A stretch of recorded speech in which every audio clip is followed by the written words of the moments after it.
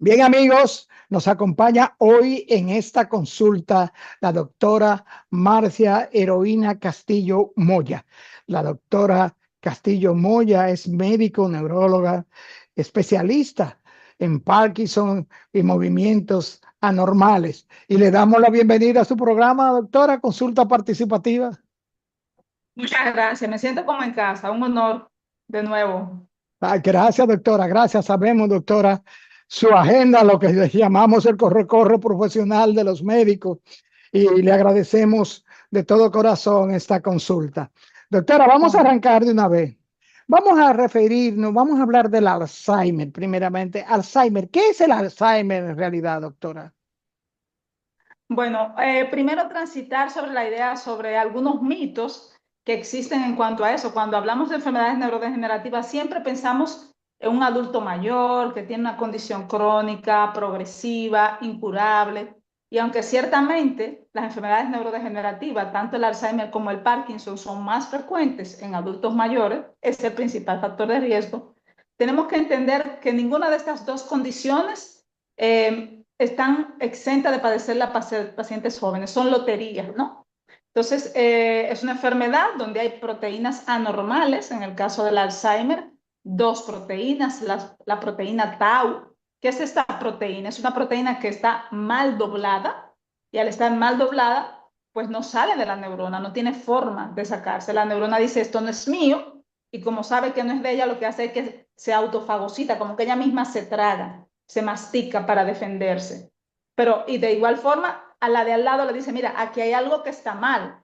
Y por eso se produce la famosa neurodegeneración, un proceso inflamatorio crónico que a la larga o a la postre va produciendo ese daño deletorio y que va afectando varias funciones cognitivas. Siempre que pensamos en Alzheimer, pues pensamos siempre en memoria, pero recordemos que las funciones cognitivas son muy variables. Hablamos de las 5A.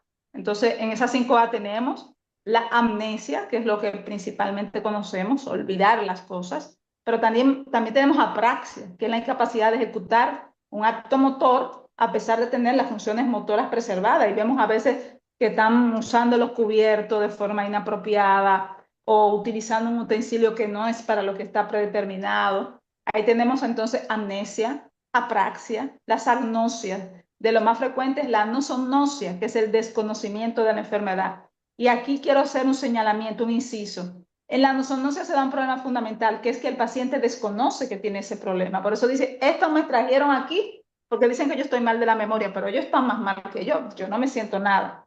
Y es una parte aguas porque es una dificultad para que el paciente asista a la consulta. Entonces tenemos agnosia, apraxia, anosia, acalculia y también tenemos la anomia. ¿Qué es la anomia? La incapacidad para nombrar las cosas. Pásame la cosa que sirve para comer, pásame eso que sirve para peinarme, el peine. Entonces, muchas veces reconocer esas diferentes manifestaciones es importante. También puede haber alteraciones visoespaciales, como que el paciente se desoriente de noche cuando va a los lugares, que desconozca los rostros. Hay alteraciones conductuales, como por ejemplo la famosa celotipia, que es el adulto mayor que dice que una señora que ya tiene 50 años junto, que le está pegando, está siendo infiel, o a veces la fabulación, que inventan cosas, y esto pasa porque el cerebro tiene que, ¿verdad?, llenar esos baches cognitivos. El síndrome de puesta de sol, donde la persona después de las 6 de la tarde dice, me voy para mi casa, esta no es mi casa, recoge sus cosas, se irrita, y luego a las 8 o 9 vuelve más o menos a su cognición, fluctuaciones cognitivas, donde un momento está bien, pero en un momento está mal, y entonces eso confunde a veces mucho a los familiares porque el que viene a visitarlo dice, pero yo lo veo bien. Y entonces empieza como a cuestionar un poco al cuidador primario. Dice que está como, tenía una actitud un poco grandilocuente en cuanto a la enfermedad, pero no es así. De modo que tenemos una enfermedad un poco compleja en cuanto a lo que es su sintomatología, pero estar alerta a esas 5A, saber que generalmente puede afectar a adultos mayores porque la longevidad es el principal factor de riesgo, pero que cualquier persona puede padecerlo. Así es, doctora, y según usted nos explica, a esto se debe que la enfermedad, aunque es una enfermedad crónico neurodegenerativa, la enfermedad tiene diferentes etapas. O sea, tenemos entendido que comienza con una primera etapa sin deterioro cognitivo normal. ¿Cuáles son estas etapas? Sí, existe de hecho varias clasificaciones y por eso está lo que llamamos la etapa preclínica, que sería lo ideal que el paciente llegara a la consulta en esa etapa preclínica, que es donde existe el denominado deterioro cognitivo leve, donde el paciente puede tener, mm, digamos, cierto nivel de autonomía. Sin embargo, vemos que, qué sé yo, la comida se le sube de sal, empieza a botonarse los botones de una manera que no es correcta, empieza a tener, a tener actitudes desaseado, alteraciones del esfera emocional, se deprime, se pone apático y no necesariamente tiene que haber alteraciones de la esfera de la memoria. Entonces está esa parte preclínica de la enfermedad que sería, digamos, lo idóneo que nosotros podamos tener como ese ojo visor de determinarlo y poder acercarnos al médico para poder tener un abordaje lo más temprano y estrategias de intervención temprana. Por eso lo importante de los factores de riesgo modificables. Tenemos entendido, doctora, que en la etapa 3, que comienza el deterioro cognitivo leve, es cuando los familiares podemos notar, el familiar cercano, la compañera, el compañero, la compañera, el hijo, la hija. En esta etapa 3 es que los hijos se pueden dar cuenta, las personas que acompañan al paciente, a la persona, al afectado, es que comienzan a darse cuenta de lo que está pasando con el paciente. Así es, existe un rating score disease. No quiero entrar en muchos aspectos tecnocráticos porque no creo que a nuestra audiencia le interese mucho esos aspectos técnicos, pero el CDR es digamos, una estratificación que nosotros usamos para cualificar, ¿verdad? El estadio de la demencia, porque por un tema de normalización y digamos un poco edadista, decimos esas son cosas de la edad. Repite mucho porque es cosa de la edad. Habla mucho del pasado porque son cosas de la edad. Hace el mismo cuento muchas veces porque son cosas de la edad. Y entonces tenemos que desmontar un poco esa narrativa edadista de que son cosas de la edad y dejar de normalizar esas cosas, porque si nosotros dejamos de normalizar esas cosas, pues no avanza esto hasta que el paciente va en esa escalada, o mejor dicho, desescalada, ¿verdad? De esa desestructuración cognitiva. Efectivamente, como usted menciona, en el CDR 0.5, 1, 2, 3, ya es cuando el paciente tiene síntomas netos y casi siempre, mire eso que usted dice que es tan importante, cuando vemos la famosa pirámide, de la enfermedad de Alzheimer, en el puntico, o sea, si vemos una pirámide, esta sería como la punta del iceberg, la quilla que rompe. Aquí están los síntomas conductuales. Y entonces, los síntomas nésicos están aquí. Entonces, pero debajo de todo esto está la patogenia de la enfermedad. ¿Y cuándo van los familiares a la consulta? Cuando vagabundea de noche, se la pasa caminando, cuando vocifera, cuando tiene un comportamiento que es inapropiado. Y ya cuando llega a esa etapa, está muy avanzado. Entonces, no es lo mismo intervenir cuando vemos un signo temprano que cuando llega con ese espectro conductual que ya indica, claro, dependiendo del tipo de demencia que estemos hablando, porque por ejemplo en la demencia frontotemporal, en la demencia cuerpo de Lewis, hay manifestaciones conductuales que son más tempranas. Pero en el Alzheimer neto, la manifestación nésica es como la que más vemos. Y efectivamente, en esta narrativa, en la cosmovisión, es como que son cosas de la edad y entonces se normaliza y cuando ya llega nuestra consulta, pues muchas veces cuando se entiende que es temprano, es tarde para una intervención. Y eso debe Doctor, quedar como asignado aquí. doctora, ¿es cierto que el afectado Alzheimer ya en un estado más grave pierde hasta la memoria para abrir la boca, para tragar, pierde el caminar? Existen varias situaciones que se dan, por lo cual una persona con esta condición puede tener problemas para deglutir. Y una de las cosas que hablábamos ahorita es lo de la apraxia. Apraxia es idear, planear y ejecutar.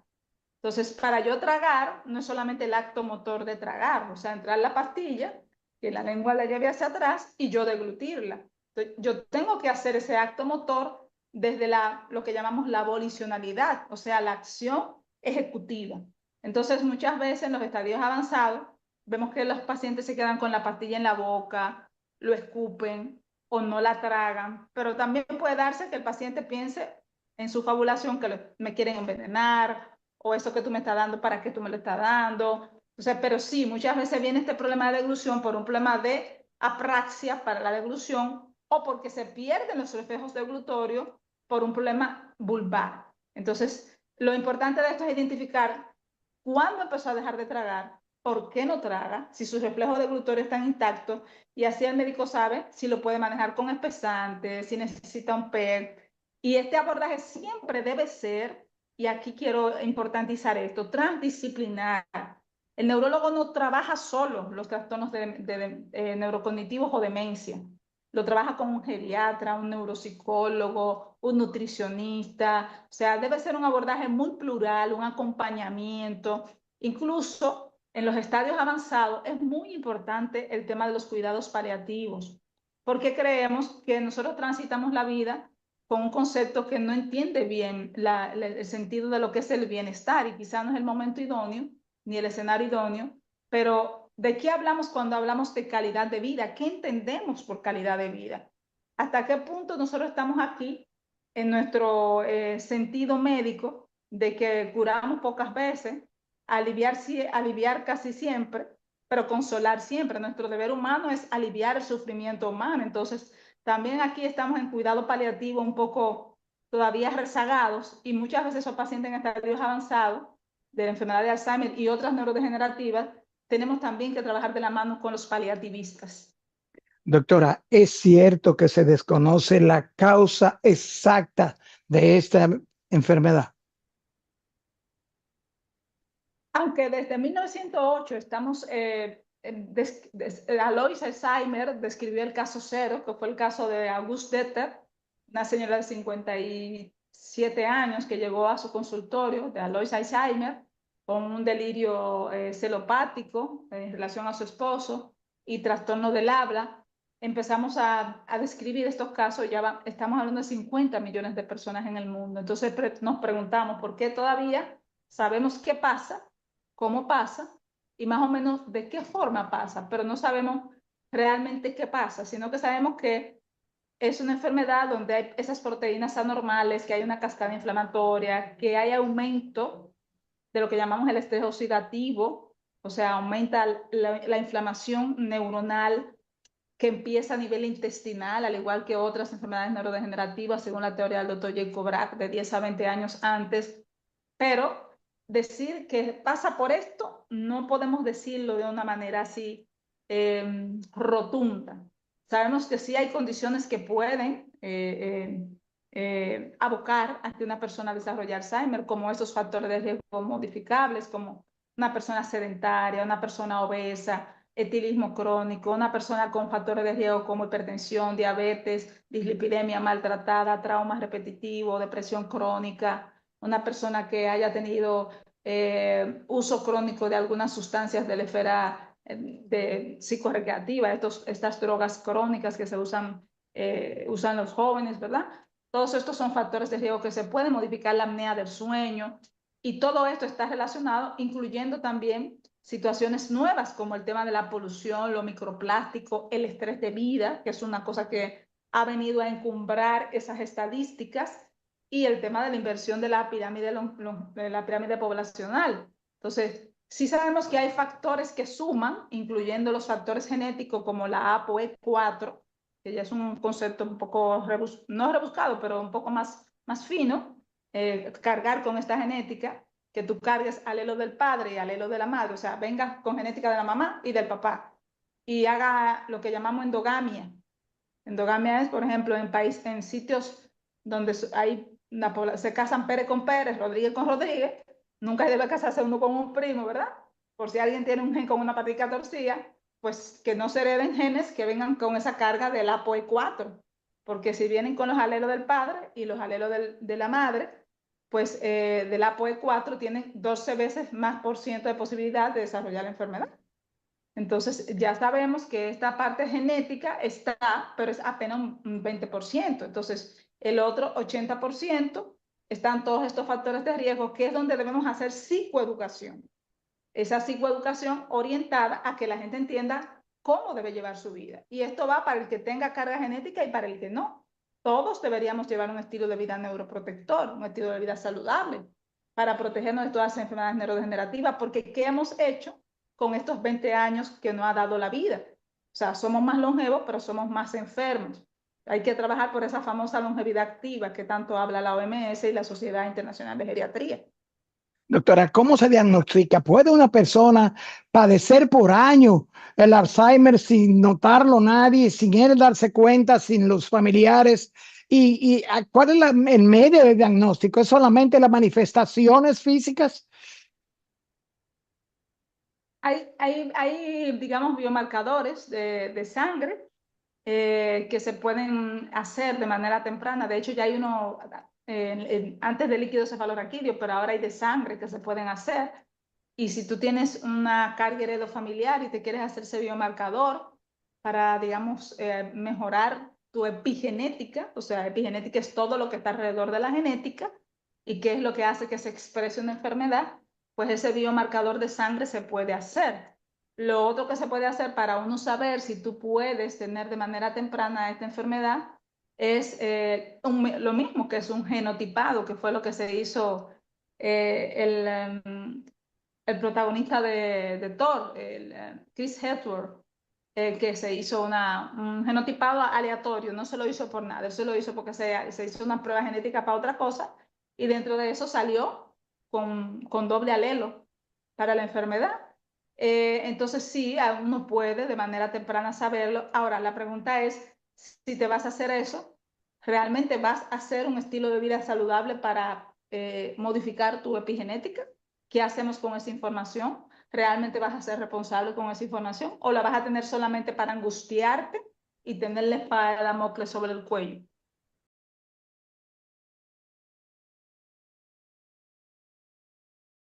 Doctora, ¿puede un paciente afectado por Alzheimer en etapa crónica herirse, agredir a sus parientes, a quienes están en su entorno, e inclusive llegar a quitarse la vida?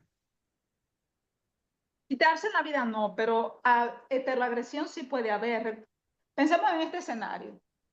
Tú desconoces la persona que se está acercando a ti y esa persona te está quitando la ropa para meterte al baño, para bañarte. Tú quieres tu padre está sucio y tú quieres que él se bañe. Entonces, pero tu padre, que tiene un problema de demencia, tiene lo que llamamos prosopagnosia, no reconoce tu rostro. No, en ese momento no reconoce las palabras que tú le estás diciendo, no identifica la palabra baño. Y entonces tú en su pudor lo estás desnudando. Entonces, ¿qué esa persona va a hacer? Te va a agredir. Pero no está agrediéndote a ti como su hijo, está agrediendo desde la debilidad o desde la falencia que le genera tener estas limitaciones cognitivas o estas dificultades cognitivas. Entonces sí puede haber heteroagresión, sobre todo en el estado de puesta crepuscular a las 6 de la noche, cuando una persona vuelve al pasado, porque las personas con trastorno cognitivo hacen ese ir y venir al pasado. Por eso a veces tú lo ves que lloran por algo o caminan, abren y cierran las gavetas. Es un lenguaje que no tienen. Entonces, o están buscando protección o algo le duele, algo le molestan, o están buscando algo que no saben dónde está, pero que en su memoria, en algún lenguaje muy arcano, que no es el lenguaje ya de las palabras, porque las palabras ya no existen. Los límites de mis lenguajes son los límites de mi mundo. Y es a veces triste y difícil porque los familiares piensan que es algo directo. No, no es directo contra ti, persona que cuida a tu papá con Alzheimer, tu mamá con Alzheimer. La enfermedad desconstruye su cognición. Y entonces, en este sentido, lo que él está haciendo es que como no reconoce a veces los rostros, está fabulando, piensa que lo quieren lastimar, me quieren matar, me van a sacar, yo me quiero ir para mi casa, me tienen preso, me quiere herir. Es esta desconstrucción cognitiva que le hace tener este discurso. No es personal, no lo hace para herirte. Así que por eso es importante la psicoeducación, el apoyo en los grupos de cuidadores, asistir a charlas, para que entendamos todo lo que hay detrás de estos comportamientos y todas estas manifestaciones conductuales. Porque quien habla no es tu papá, es la demencia. Doctora, ¿cómo se trata el Alzheimer? ¿Es solamente por la vía medicamentosa? No, no, no, no, no, no, no. Al contrario, la vía medicamentosa es un pilar. Recordemos que Hipócrates decía que los tres doctores por excelencia de la medicina son el doctor dieta, el doctor sueño y el doctor ejercicio. Hay que seguir instando a nuestros pacientes a que sean autónomos mientras tengan autonomía. Entonces, pasa muchas veces que nosotros como hijos, desde que se diagnostica una enfermedad neurodegenerativa, Parkinson, Alzheimer, queremos quitarle toda la autonomía.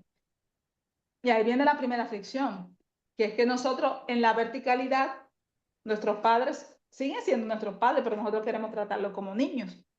Y esa infantilización del adulto mayor, cuando todavía preserva su metacognición, la capacidad de pensarse y de tener introspección, resulta muy lastimoso para el paciente porque se aliena, se deprime, se frustra, se siente impotente y a veces no lo quiere, no lo puede verbalizar y lo que hace precisamente esto, agrede, se pone reticente, pelea con el cuidador primario. Entonces el cuidador primario dice, pero yo soy que lo cuido, yo lo protejo, yo le busco toda la vuelta y no se come lo que yo le doy. Viene el de afuera, el hermano mío que viene una vez al mes y con él se come la comida. Son Ah, situaciones que uno ve a diario en la consulta. Difícil, pero pasa. Entonces, la técnica cognitivo-conductual es la neurorehabilitación cognitiva, porque recordemos que existe la plasticidad cerebral, que decía don Ramón y Cajal, todo hombre, si así lo quiere, es escultor de su propio cerebro. Entonces hay que cuidar el sueño, hay que llevar una dieta mediterránea, que es antioxidante, hay que fomentar el ejercicio, la prosocialización, hay que fomentar esa neurorehabilitación que se puede hacer en casa, pero también se puede hacer con especialistas, que son los neuropsicólogos, y ya está entonces el manejo farmacológico, que va desde medicamentos que fortalecen ciertos neurotransmisores y ahora de nuevo tenemos los monoclonales, que son medicamentos nuevos que se han aprobado en los últimos 10 años, que no tenemos en el país, que la FDA ha aprobado en Estados Unidos y la EMA en Europa, pero que son medicamentos que tienen ciertos criterios para ponerlo, tanto el Adulgem como el lecanemab. Tienen que tener criterios, son selectivos, son muy costosos, y hay que seguir apostando a ese cuidado integral. Por ejemplo, hay cosas tan sencillas como el cuidado periodontal, que a veces uno piensa que los adultos mayores no tienen dientes. Solamente eso baja la carga inflamatoria, baja la cantidad de proteína tau que entra al sistema nervioso central, una constipación, paciente constipado, hay disbiosis intestinal y a veces no le ponemos atención a eso, la deshidratación, la infección, las carencias nutricionales como la carencia de B12, de vitamina D, el déficit de hierro. Por eso instamos siempre a ese abordaje integral, porque no es solamente medicar para el trastorno neurocognitivo, el paciente tiene que estar bien nutrido, el paciente tiene que tener todo su cuidado integral, su higiene de la mucosa oral, su cuidado de su intestino, su cuidado de su sueño. Y ahí también es importante que el cuidador se cuide. Y pensamos, ¿y por qué si estamos hablando de tratamiento del paciente, estamos hablando del cuidador? Porque si el cuidador no está bien cuidado, el paciente con Alzheimer va a ir en deterioro. bien, Porque el, así es. paciente, el cuidador es el paciente cero. O sea, es el paciente no diagnosticado. Como cuando hay abuso en la familia, que dicen, el paciente cero es fulano, es el paciente que está detrás del paciente, porque él también es un paciente, es el que no duerme porque tiene que cuidar al paciente con Alzheimer, come mal porque en el momento que va a comer a veces tiene que ir a hacer tal cosa, tiene que estar pendiente, hipervigilante, los demás cuidadores que están alrededor están ahí, pero van de visita, uno critica, uno manda el dinero, y es toda una serie de estrategias que se dan, que a veces no son lo más sanas, por eso también la terapia familiar es importante. Nosotros siempre insistimos en que el núcleo de contención vaya en la mejor armonía. No es tan fácil porque todos somos diferentes y la familia todos son disfuncionalmente funcionales en nuestra forma, ¿no? Pero toda el apoyo que se le pueda dar a ese cuidador primario es medular, porque a veces un cuidador primario no eligió ser cuidador primario, es un cuidador cautivo. Está ahí porque él es el papá de mis hijos, pero ¿cómo era la relación previa de esa persona con ese paciente? ¿Era buena? Ese señor, ella señora dejó de trabajar, dejó su vida para cuidar a esa persona. cómo es la personalidad de la persona cuidada, es autoritaria, es una persona que es muy autocrática, o sea, porque está enfermo, pero también tiene su personalidad. Entonces, todas esas situaciones son cosas que a veces desde la visión de nosotros los que hacemos trastorno neurodegenerativo, Parkinson, Alzheimer, podemos ver todos los días y obviamos esa realidad de una manera más empática, más real, más humanista, no solamente como usted dice con fármacos. Doctora, Alzheimer, Parkinson, Parkinson, Alzheimer. ¿Hay relación entre estas dos patologías neurodegenerativas? Sí, sí que la existe. Las dos son enfermedades que se producen por proteínas anormales. Las dos afectan directamente la maquinaria intrínseca de la neurona. Generalmente se ven en adultos mayores, pero cada vez vemos casos más en jóvenes. Las dos van creciendo. 50 millones Alzheimer, 10 millones Parkinson. Las dos necesitan de la contención familiar. Y aunque el Parkinson tiene un rostro netamente motor, temblor en reposo, en cuentamonedas, rigidez, marcha a pasos lentos, inestabilidad postural, puede tener un espectro cognitivo-conductual, sobre todo sueños terriblemente vividos, una depresión que no responde a la medicación, la famosa apatía, que a veces dicen, él no quiere hacer nada, pero a veces ese no quiere hacer nada es un problema ejecutivo. O sea, él no quiere hacer nada porque no puede idear, planear, ejecutar. Otra vez volvemos. Entonces, el Parkinson no es solamente un problema motor, es un problema que tiene un radar motor y un radar no motor. Y dentro de ese espectro no motor tenemos una pluralidad de síntomas, desde problemas de caídas, problemas como el control de la presión, constipación a veces muy difícil de tratar, apnea del sueño, ahí volvemos otra vez, inversión del ritmo circadiano, eso quiere decir que el paciente de noche está despierto y de día está durmiendo, somnolencia diurna, fatiga, dolor, problemas posturales como la famosa torre de Pisa, la cantorcomnia que se va hacia adelante, la cialorrea que se le sale un poquito la saliva por el canto de la boca, la inexpresividad de la cara, los problemas para hablar, que son una limitante. A veces el paciente, como no se le oye, prefiere dejar de hablar. Se le pone la voz como tofónica, monótona. Entonces, deja de hablar y esto, claro, es una limitante. ¿Cómo un paciente no se va a sentir con una barrera de más si no puede hablar? Y aquí la apuesta siempre es a la rehabilitación y de nuevo al abordaje integral. Pero sí comparten muchas fenomenologías, digamos, patogenias, poblaciones y variables bioepidemiológicas. ¿Cuáles son las causas conocidas, las más comunes del Parkinson, doctora? En el Parkinson desde siempre se ha hablado de exposición a ciertas sustancias, como exposición a pesticidas, rodenticidas, herbicidas, metales pesados. Por eso antes el Parkinson tenía una casuística mucho más alta en las zonas rurales, cuando se usaba netamente el paraquat. Ya en países del primer mundo el paraquat no se usa. Todavía aquí sigue usándose un poco, pero eh, esta exposición a estas cosas, pesticidas, rodenticidas, herbicidas, metales pesados, recordemos incluso que hubo en un momento muchos casos en la mina de manganeso, de casos de pacientes con parkinsonismo por intoxicación, el mercurio, también pacientes que tienen traumas repetitivos, recordemos el caso de Mohamed Ali, también variables genéticas, de los cuales vemos cada mutaciones genéticas cada vez más, la contaminación ambiental, la polución, de nuevo otra vez viene el estrés que antes no estaba como un factor de riesgo, y existe un concepto nuevo que empezó a describirse desde el 2017, que es el exposoma. El exposoma es a lo que nos exponemos a lo largo de la vida desde la intraútero. Fíjense cómo eso marca nuestra vida desde que estamos en el vientre de nuestra madre. El útero es el primer entorno social y como entorno social, nuestro cerebro está expuesto a él. Entonces, hasta el estrés materno puede impactar nuestro cerebro. Fíjese que hablamos de muchos problemas del neurodesarrollo hoy día, pero ¿cómo vivimos hoy día? O sea, hablamos pandemia de autismo, pandemia de TDA, pero señores, el nivel de estrés que nosotros vivimos hoy día. Recordemos que Elizabeth Blackwell, la que se ganó el premio Nobel por el acortamiento de los telómeros, hablaba del envejecimiento prematuro por el estrés y las madres hoy día viven una situación de estrés que es increíble. Entonces, si vemos desde ese panóptico, a lo largo de la vida nosotros nos exponemos a muchísimas cosas. Somos el país con mayor índice de cesárea. Y eso también es una predisposición a muchas enfermedades, no solamente de neurodesarrollo, sino también que eso marca, eh, es un sustrato para otras condiciones neurológicas y psiquiátricas, que todavía falta estudiarse, claro está, pero el Parkinson viene marcado por muchas condiciones a lo que nos exponemos a lo largo de la vida. Doctora, ¿es cierto que contrario al Alzheimer, el Parkinson sí tiene tratamientos, procedimientos quirúrgicos, procedimientos físicos para su tratamiento? Sí, así es.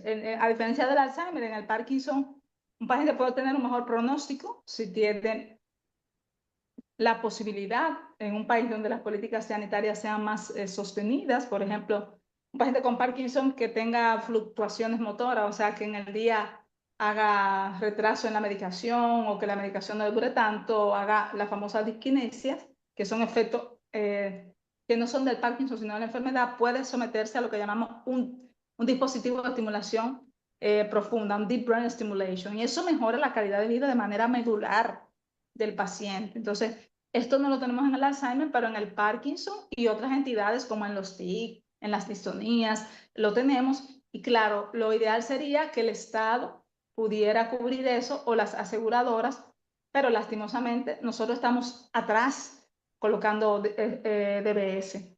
Países del primer mundo no tienen disquinesia y no tienen fluctuaciones porque inmediatamente un paciente por criterio cumple con DBS o bomba de estimulación continua de levodopa, pues se le pone y el paciente no tiene por qué tener una vida tan ominosa, tan desesperanzadora, porque puede optar por estas terapias avanzadas, como llamamos. Doctora, tenemos a una cercana, una seguidora de consulta participativa que está padeciendo tras algún tipo de trastorno de neurológico degenerativo. Se hizo unos estudios y escuche esta conclusión, doctora. Atrofia cortical subcortical, enfermedad de pequeños vasos, faseca tercera e hipertrofia frontal interna. Explíquenos, doctora, ¿es esto un estado grave de neurodegenerativo? La atrofia córtico-subcortical es como las arrugas o las canas. Después de cierta edad, la corteza cerebral, pues obviamente se atrofia, o sea, pierde volumen. Eso no necesariamente es patológico, a menos que no vaya en congruencia con la edad. O sea, si tú le haces una resonancia a un paciente de 30 años y tiene atrofia córtico-subcortical, no es normal, ¿verdad? Pero después de los 50, 55 años, 60 años, cualquier persona pudiera tener atrofia córtico-subcortical. En cuanto a la enfermedad de Enfer microvasos, si un paciente, perdón, enfermedad de pequeños vasos, faseca 3. ajá, enfermedad de microvasos o pequeños vasos o microangiopatía, que es lo mismo, es una alteración las arterias que antes se llamaban arterias de Charcot-Bouchard, que son las primeras que se afectan cuando hay ateroesclerosis, esclerosis de las arterias. Y esto se produce por condiciones como hipertensión, diabetes, las mujeres después del climaterio, puede ser también por otras situaciones como dislipidemia. Habría que ver cuál es el factor de riesgo. Ya FASECA lo que es una estratificación. O sea, es una clasificación que se usa para estratificar la enfermedad de pequeños vasos. Es como que yo te diga diabetes tipo 1, diabetes tipo 2. Entonces, sí, dependiendo del grado de enfermedad de pequeños vasos, se dice FASECA 1, FASECA 2 o FASECA 3. Entonces, ¿qué es lo que se trata? No se trata la imagen, se trata el cuadro clínico. Entonces, si ese paciente se hace una resonancia, pongamos por una migraña, y viene con esta alteración, el contexto clínico hay que nexarlo a la imagen. Lo que quiero decir es que no se va a tratar la imagen, sino el contexto clínico. Ahora, si esta persona viene con un trastorno neurocognitivo y viene con este estudio, pues sí se le da peso y se entiende que tal vez ese trastorno cognitivo puede ser de origen vascular, porque la enfermedad de pequeños vasos, si hay un trastorno cognitivo, pudiera abocar a un déficit cognitivo a múltiples dominios.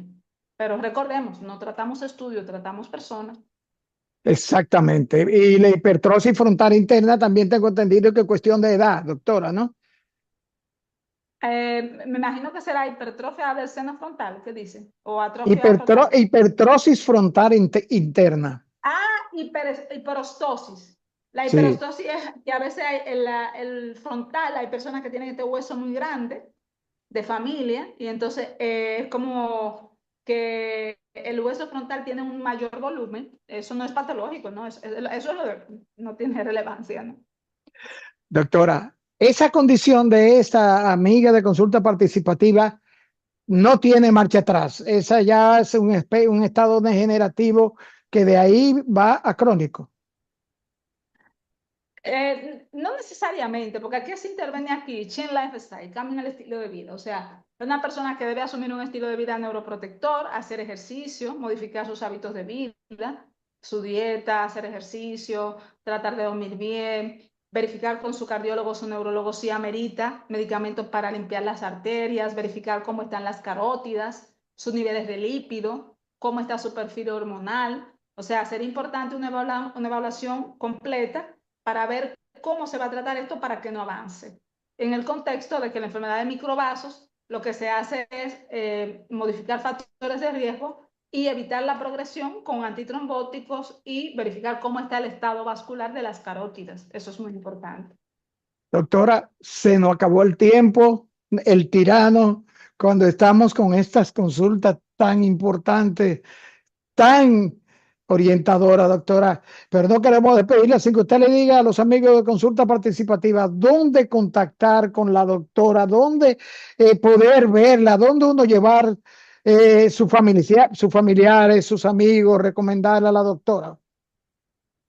Estamos en el Centro Médico Moderno, en Los Prados, en el cuarto piso, todos los días en la mañana.